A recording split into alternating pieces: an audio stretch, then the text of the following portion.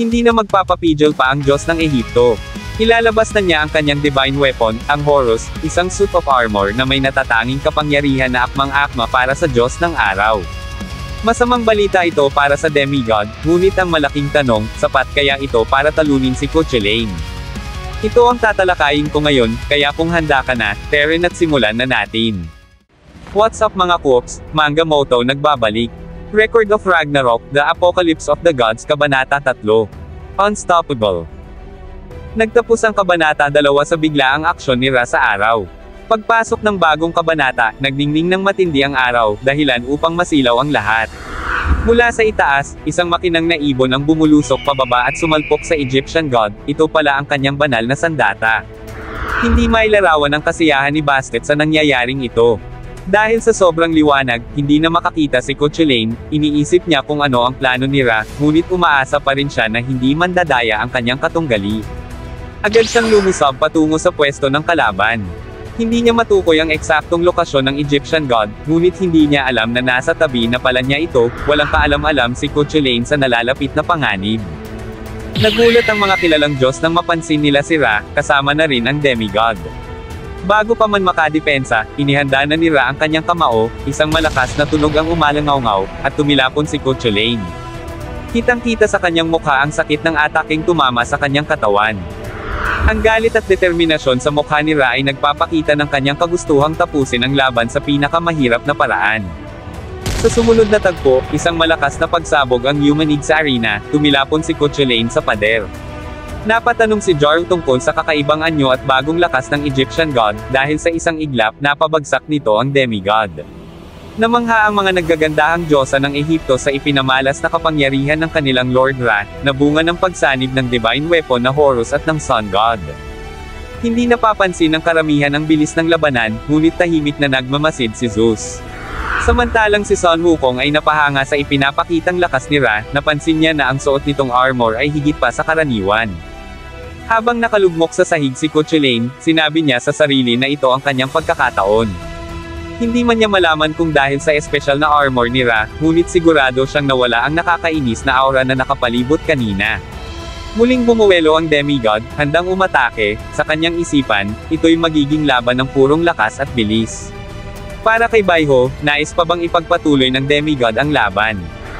Napailing si Xuanwo at binigkas, napakabobo ng demigod na to. Habang lumulusog si Cuchulainn, kitang-kita ang pagkolekta ng enerhiya ni Ra, agad na napansin ni Cuchulainn ang binabalak ng Diyos ng Ehipto, ngunit huli na ang lahat, sinapol siya ng isang light blast mula sa malapitan. Nabigla ang mandirigma, hindi niya inasahan ang naturang pag-atake.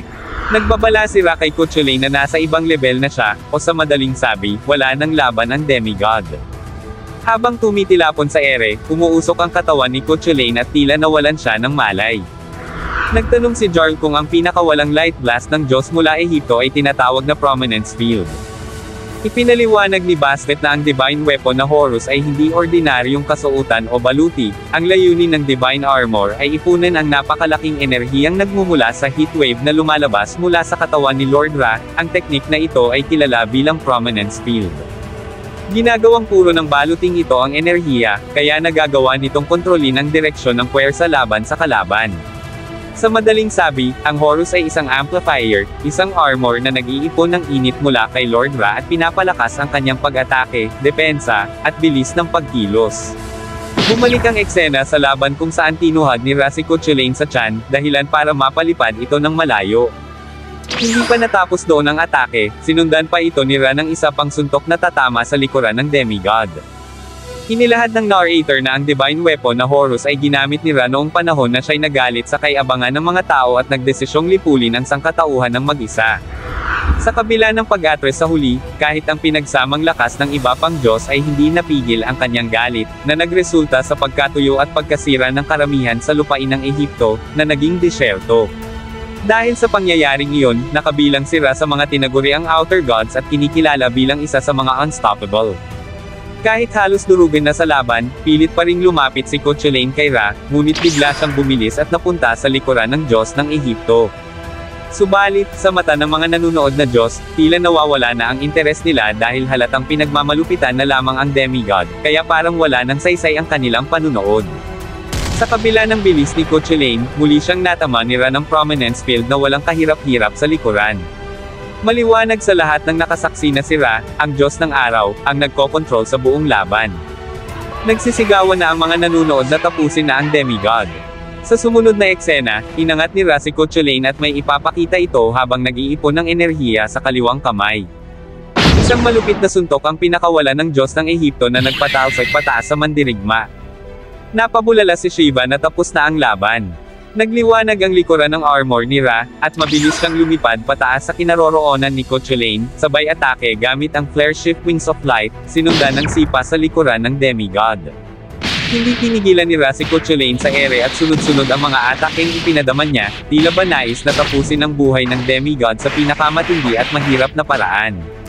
Napasabi na lang si Neza, talagang malakas si Ra Horekti, habang si Indra naman ay nasambit, may lakas ang Diyos ng Ehipto upang patunayan ang kanyang yabang, kaya naman gusto ko siya. Sa VIP area, mapapansin ang bigla ang paglaki ng katawan ni Zeus. Wika niya, tila minaliit ko si Ra. Sa mga oras na iyon, tila nais na niyang labanan ang Diyos ng Ehipto. Kaya't isinigaw ni Zeus, sana'y manalo ang Diyos ng Ehipto sa laban. Sumagot naman si Ra, hindi ko kailangan ang suporta ng matandang hakluban na katulad mo Zeus, sabay balik sa pagpapahirap kay Coach Elaine. Dito'y parehong babagsak si Ra at Coach Elaine, at mauuna ang ulo ng demigod. Para sa Diyos ng Ehipto, ang lahat ng pagpapahirap niya kay Coach Elaine ay gagawin rin niya kay Zeus. Saka sila bumulusok pababa. Nayanig ang buong arena sa lakas ng pagsabog, at nagkabitak-bitik ang sahig. Isang nakakapangliit na tingin ang ginawa ni Ra, dahil para sa kanya, ang kanyang kalaban ay isa lamang basura na demigod. Sa nakakaawang eksena, lupaypay na si Coach Elaine, at nagsisigawan na ang mga Diyos sa pangalan ni Ra, isang senyales na para sa nakararami, ang panalo na ay ang Diyos ng Ehipto. Isang napakalakas na liwanag ang inilabas ni Ra upang ipakita at iparamdam sa lahat ang kanyang lakas. Pero, teka lang. Hindi pa tapos ang laban, dahil nagkamalay na si Coach Elaine at muling babangon. Mga Kops, makunat talaga ang minamaliit ng lahat na demigod, papalag pa ito. Biglang ipinakita si Morrigan, ang Diyosa ng digmaan. Alam niya na may ilalabas pa si Coach Elaine, dahil minsan nang nagharap sa laban ang dalawa. Sa hindi malamang dahilan, gumalaw ng pusa ang prosong sandata ng demigod, na ikinagulat ni Jar, Ares, Bastet at Ra Horekti. Nagmamadali itong tumakbo patungo kay Coach Elaine, at sa huling panel ng manga, inaalalayan na ng prosong sandata ang demigod na tumayo, dito natapos ang kabanata. Ngayon ay pag-uusapan natin ang mga importanteng impormasyon na naganap sa kabanatang ito. Hindi na natin pag-uusapan pa si Ra Horekti, sa halip, tututukan natin si Coach Elaine at ang kanyang natatanging kakayahan na madalas hindi napapansin. Sa buong kabanata, matinding pagdurusa ang dinanas ng demigod. Kung isang ordinaryong Diyos lamang ang tatamaan ng mga atake ni Ra, tiyak na patay agad ito. Ngunit bakit nga ba nakakayanan ni Coach Elaine ang mapaminsalang mga atake ng Sun God ng Egypt? Ang posibleng dahilan ay maaaring kaya ng katawan ng demigod na tanggapin ang mapanirang atake at gawing sariling lakas niya ito, kasabay ng pagtaas ng kanyang depensa at bilis. Hindi man napansin ng karamihan, ngunit sa simula pa lang ng kanilang laban, nagpakawala na ng prominence field si Ra, isang kapangyarihan na dapat sana'y nagpapabagal at nagpapahina kay Coach Elaine. Gayunpaman, sa halip na hamina, ang natamong pinsala ni Coach Elaine mula sa prominence, o ang mainit na aurang nakakalat sa paligid, ay lalo pang nagpalakas sa kanya. Bumilis ang kanyang galaw at naging mas malakas to, nagpapahiwatig na bawat pinsalang tinatanggap niya ay nagbibigay ng dagdag na lakas sa kanya. Dahil dito, malinaw kung bakit, sa kabila ng dami ng pinsala na tinamo ni Coach Elaine sa Kabanata 3, patuloy siyang nakakatayo at nakakagalaw ng biglaan. Hindi sapat ang mga atake ni Ra upang mapatay ang demigod.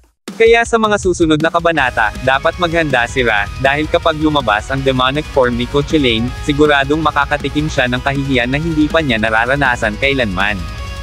Alam ng Diyosa ng digmaan na si Morrigan ang lahat ng ito dahil minsan na silang nagharap ni Coach Elaine. Kaya naman, kung pagbabasehan ang nakakakilabot ng ngiti ni Morrigan, masasabi ko ngayon palang nakakailang ganing maghanda ng Diyos ng Ehipto sa paparating na delubyo sa kanya sa oras na lumaban ng seryoso ang demigod. At dito na nagtapos, alam kong bitin ka sa kwentuhan natin, kaya sorry na agad. Kung mahilig ka sa Record of Ragnarok, like and follow our page para updated ka sa kwentuhan. Abangan ang susunod na kabanata. Salamat.